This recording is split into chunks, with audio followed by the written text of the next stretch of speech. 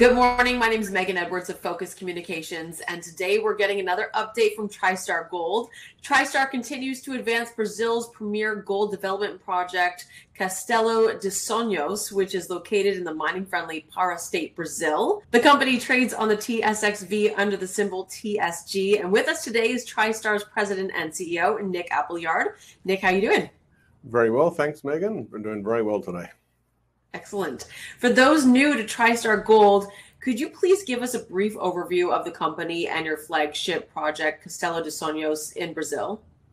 Yeah, absolutely. So TriStar, we're a single asset company. So Castelo de Sonhos is our prime asset and only real asset. We're moving it forward. We've completed a pre-feasibility study last year, which had some great results. 1.4 million ounces in reserves now at a grade of just over a gram. NPV of about $320 million and an all-in sustaining cost of around $900 an ounce. So it's defined a really, really nice project that we are now moving forward to permit and advancing really nicely in a great location. From the company side, we're doing really well. We've got around about $10 million in the bank, so we've got plenty of money to keep doing the work that we want to do and that we're discussing today. And this week, TriStar announced the submission for a major environmental permit at Castelo de Sonhos. Can you run us through this release and its significance for the company? Yeah, this is the major environmental permit. In Brazil, they have a three-permit process. You get the prior license, you get your installation license, and then you get your operating license. This is the first of those three. It's a prior license, but it is the main environmental. This is when you complete an EIA, which covers every aspect of the project, from sociology, archaeology, flora and fauna, hydrology. I mean, every single aspect of the project is analyzed. So it's submitted to multiple government agencies who are all involved. I think the document is around 3,800 pages long in total. So it's pretty all-encompassing. Yeah. And what this will do is, we get the prior license. It says, yes, this project environmentally and socially work in this location. It's a good fit and it can move forward.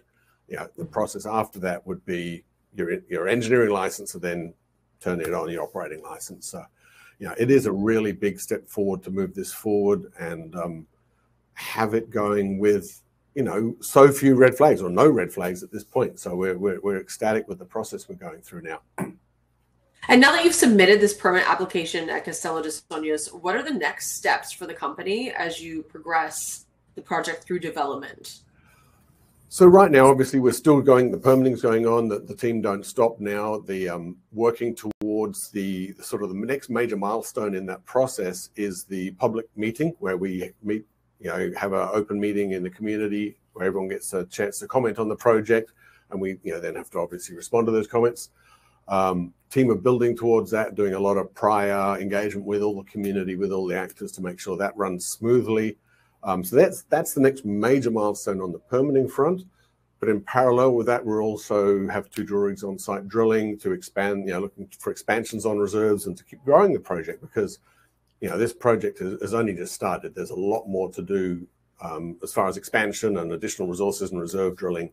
So we think this can grow a lot. So that's happening in parallel. Mm-hmm. And for a point of reference for some of our listeners, are you able to discuss a few other companies in the country that may be around the same stage of development and resource size as TriStar's Castelo de Sonhos? Recently in the news, just back up a little. We've always said that Pará State is a great location. So Brazil is a great mining country. It's had a mining culture going back many hundreds of years. But as with the US and with Canada and many other places, it's not just the country, but it's the state, the location. So within Brazil, Pará is a prime mining country. It's probably the best place to be. And we're seeing that come through now more. I think in the last few weeks, we've seen G Mining, who have their installation license in place, get fully financed. So there's a lot of faith in that moving forward. And that's probably, I don't know exact distance, probably 400 to 500 kilometers up the road from us.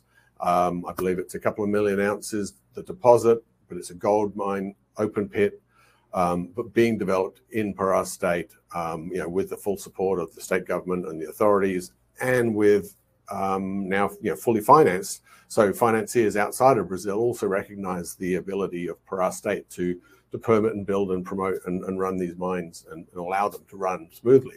But I think also in the last few weeks, we saw Belo Sun have their issues in the court resolved. So that one is now moving forward. And I guess that project is even bigger. I think it's 4 to 5 million ounces. Also with an installation license, also moving forward now. So you're going to see this cluster of large-scale open pit gold mines moving forward in Pará State. And I think that's really going to bring the attention onto this area as a real destination, if you want to be able to permit and operate and run a mine.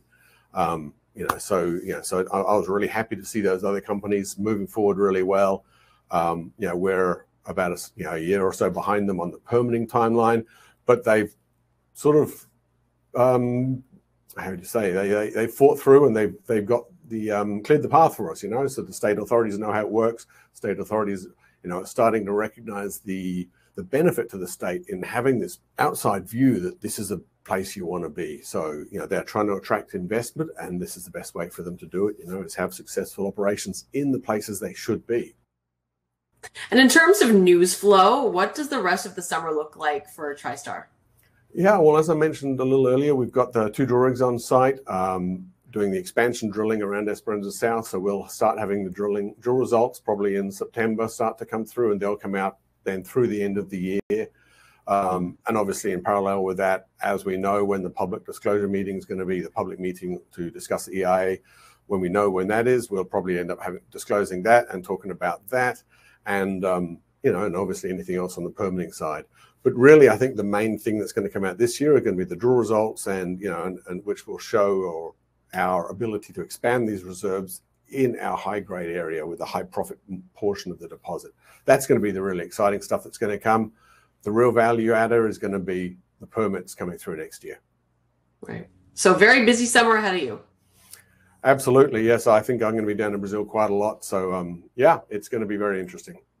Absolutely. Thank you so much for coming on the show today, Nick. We look forward to hearing more updates in the future as it moves forward, and we appreciate your time. Thank you very much, Megan, as always. Thank you.